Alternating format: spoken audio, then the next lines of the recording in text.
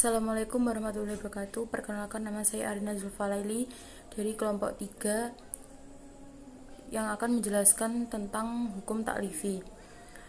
Yang pertama yaitu pengertian hukum taklifi. Hukum taklifi adalah tuntutan Allah SWT yang berkaitan dengan perintah untuk berbuat atau perintah untuk meninggalkan suatu perbuatan. Hukum taklifi ialah hukum yang menghendaki dilakukannya suatu perbuatan oleh mukallaf atau melarang mengerjakan atau disuruh memilih antara melakukan atau meninggalkan. Yang kedua yaitu pembagian hukum taklifi. Yang pertama yaitu wajib. Para ulama ushul fikih mengemukakan bahwa hukum wajib itu bisa dibagi berbagai segi. Yang pertama yaitu segi waktu. Yang pertama yaitu wajib al-mutlaq, adalah sesuatu yang dituntut syar'i untuk dilaksanakan oleh mukallaf tanpa ditentukan waktunya. Yang kedua yaitu wajib al-muaqqad, adalah kewajiban yang harus dilaksanakan orang mukallaf pada waktu-waktu tertentu. Yang kedua yaitu dilihat dari segi ukuran yang diwajibkan. Yang pertama yaitu wajib al-muhaddad, adalah kewajiban yang ditentukan ukurannya oleh syara' dan dengan ukuran tertentu. Yang kedua yaitu wajib ghairu al-muhaddad, adalah kewajiban yang tidak ditentukan syara', ukuran dan jumlahnya, tetapi diserahkan kepada para ulama dan pemimpin umat untuk menentukannya. Yang ketiga yaitu dilihat dari segi orang yang dibebani kewajiban, yaitu wajib al-aini, adalah kewajiban yang ditujukan kepada setiap pribadi orang mukallaf. Misalnya kewajiban melaksanakan salat.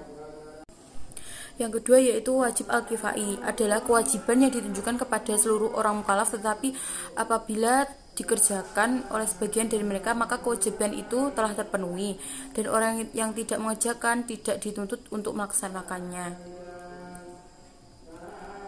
Akan tetapi wajib al-kifai bisa berubah menjadi wajib al-aini apabila yang bertanggung jawab dalam kewajiban tersebut hanya satu orang. Misalnya menolong orang yang tenggelam di laut atau di sungai merupakan wajib al-kifai. Yang keempat yaitu dilihat dari segi kandungan perintah. Wajib al-muayyan adalah kewajiban yang terkait dengan sesuatu yang diperintahkan, seperti sholat, puasa, dan harga barang dalam jual beli. Yang kedua yaitu wajib al-muhayyar, adalah suatu kewajiban tertentu yang bisa dipilih orang mukallaf. Misalnya firman Allah dalam surah Al-Maidah mengemukakan bahwa kafarat sumpah itu terdiri atas memberi makan fakir miskin, memberi pakaian kepada mereka, atau memerdekakan budak. Sunnah. Pengertian sunnah. Sunnah merupakan tuntunan dari Allah Subhanahu wa Ta'ala yang lebih baik kita kerjakan daripada kita tinggalkan. Sunnah mempunyai definisi lain seperti perbuatan yang apabila kita kerjakan akan mendapatkan pahala dari Allah Subhanahu wa Ta'ala. Macam-macam sunnah. 1. Sunnah muakkad. Sunnah muakkad yaitu sunnah yang sangat dianjurkan untuk dilakukan. Contohnya seperti sholat berjamaah. Kedua, sunnah ghairu muakkad. Sunnah yang tidak terlalu dianjurkan. Contohnya seperti puasa Senin dan Kamis. Ketiga, sunnah mustahab, yaitu sunnah untuk menyempurnakan suatu amalan atau perbuatan kita untuk mendapatkan pahala. Pengertian mubah. Mubah merupakan sebuah perkara yang boleh dikerjakan dan boleh tidak untuk dikerjakan.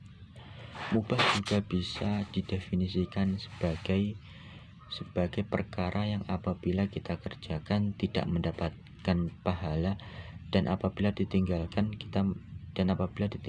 tidak mendapatkan dosa. Contohnya seperti makan.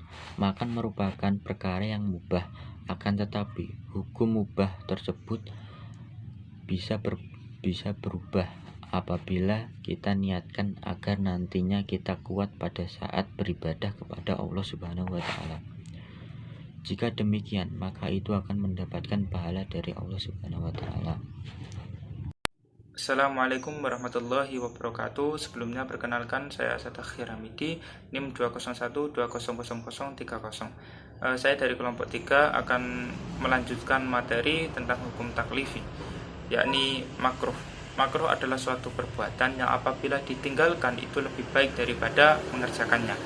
Para usuliyin berbeda pendapat mengenai hal tersebut, yang pada intinya itu mengacu pada perbuatan seorang yang apabila ditinggalkan itu lebih baik daripada dikerjakan. Menurut mazhab Hanafi, makruh terbagi menjadi dua, yakni makruh tahrim dan makruh tanzih.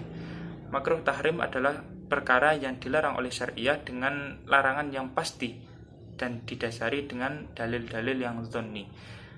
Kemudian makruh tanzih adalah perkara yang dituntut untuk ditinggalkan tapi dengan perintah yang kurang tegas. Kemudian hukum taklifi yang kedua yakni haram. Haram adalah suatu perbuatan yang apabila dikerjakan itu akan mendapatkan dosa, namun berpahala jika meninggalkannya. Haram terbagi menjadi 4, yakni yang pertama haram zati dan arodi. Haram zati yaitu haram yang secara langsung bisa dideduksi dari dalil syar'i, seperti halnya keharaman meminum minuman keras atau khamr, berzina dan lain sebagainya. Kemudian haram arodi. Haram arodi yaitu berkaitan dengan perbuatan yang secara zati itu tidak haram, namun ia akan haram karena nazar atau sumpah. Seperti suatu perbuatan yang bersifat makruh, namun apabila ia disebabkan nazar atau sumpah syar'i, maka hal tersebut menjadikannya haram. Kemudian yang kedua adalah haram syar'i dan akli. Haram syar'i itu haram yang ditetapkan melalui dalil syar'i, seperti halnya berbohong, ingkar janji dan lain sebagainya. Sedangkan haram akli yaitu yang ditetapkan melalui hukum akal maupun hukum syariat, seperti halnya makan makanan yang membahayakan dan yang lain sebagainya. Kemudian yang ketiga yakni haram nafsi dan ghairi. Haram nafsi yaitu amalan yang diharamkan karena memang pada dasarnya amalan tersebut merupakan amalan-amalan yang haram, seperti halnya membahayakan orang lain yang pada dasarnya itu merupakan suatu perbuatan yang haram. Kemudian haram ghairi. Haram ghairi yaitu amalan yang keharamannya disebabkan karena menjadi pembuka bagi amalan haram lainnya, seperti halnya menanam pohon anggur yang diniati untuk menyiapkan minuman keras atau sebagainya. Kemudian yang terakhir, yang keempat adalah haram abadi dan ghairu abadi. Haram abadi yaitu haram yang berlaku untuk selamanya, seperti keharaman menikah dengan ibu mertua, adik perempuan dan lain sebagainya. Sedangkan haram ghairu abadi yaitu haram yang dimungkinkan untuk diangkat, seperti keharaman menikah dengan saudari istri atau saudari ipar, yang mana keharaman itu berlaku hanya pada saat hubungan pernikahan masih berlangsung.